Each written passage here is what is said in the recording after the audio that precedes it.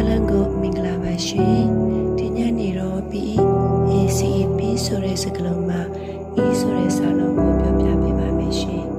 E ကတော့ education ပညာပေးခြင်းဖြစ်ပါတယ်ပညာတတ်တွေများလာမှဉာဏ်ချမ်းရည်တည်ဆောက်မှုလူအရေးအမြင့်များလာမှာဖြစ်တယ်အသိပညာနဲ့ပါရခအစွမ်းရောက်လွယ်သွားပြီးအကြံဖက်မှုပဲကိုအားသာသွားစေတယ်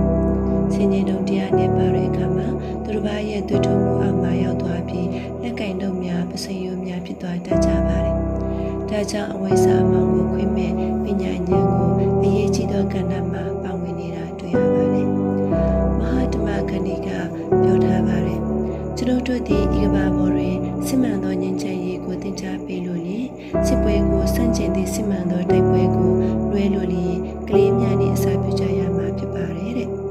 ကလေးများကိုအမုန်းတရားမသင်ကြားမိဖို့လိုပါတယ်ချစ်ခင်ပြီးအကောင်းမြတ်တတ်တဲ့စိတ်အပြုသဘောဆောင်သောစိတ်တွေကိုပြုစုပြောင်းထောင်ပေးပါမှအနာဂတ်ဟာလက်ပတ်မှာဖြစ်တယ်ကလေးတွေရဲ့နေထွက်ချိန်လက်ပတ်မှာလူကြီးတွေရဲ့နေဝင်ချိန်စီစာတာယာမှာဖြစ်ပါတယ်ဒါကြောင့်မလို့ဒီကွန်မမများအားလုံးတို့ကလေးတွေကိုပညာပေးပြီးစစ်ပွဲကိုမတင်ပေးဘဲနဲ့ငြိမ်းချမ်းရေးအကြောင်း